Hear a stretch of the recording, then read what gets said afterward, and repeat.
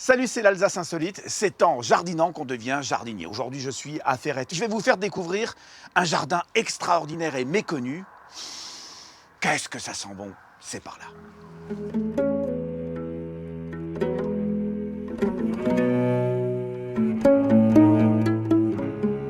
Salut Benjamin, ça va? Salut Eric. Ça me fait plaisir de te voir. Ben moi aussi, enchanté.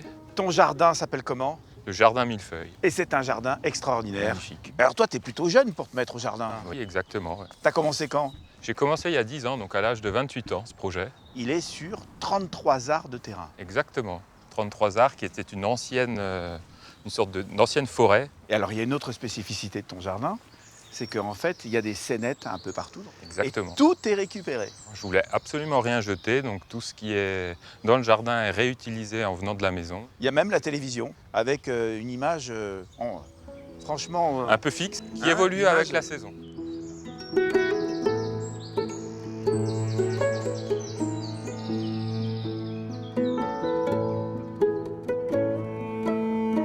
C'est le jardin japonais. Le jardin d'inspiration japonaise. Benjamin, on n'est pas bien là. On est bien. Et en termes de biodiversité, au bout de 10 ans, est-ce que tu as l'impression que ça a changé? Moi, au début, j'avais beaucoup de problèmes sur certains insectes.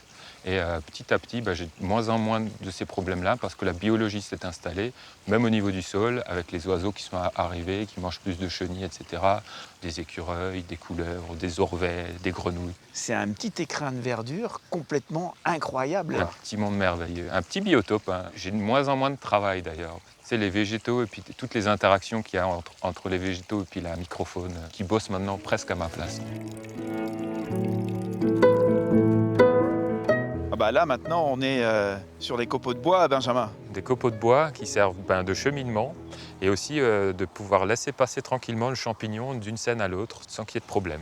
Donc Ça, là, c'est quoi? on a des super nachis, donc c'est la poire pomme japonaise. Donc c'est le poirier japonais en fait. Hein.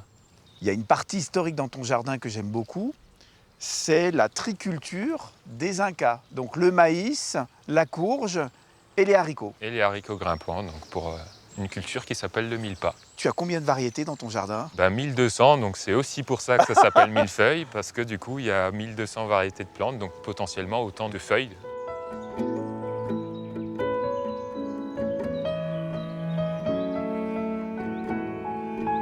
Ici, on est dans ta pépinière, c'est la nurserie en fait. Hein. Exactement, c'est là où je cultive les plantes qui poussent dans le jardin, que je trouve en situation. Je les multiplie pour pouvoir les vendre un peu après.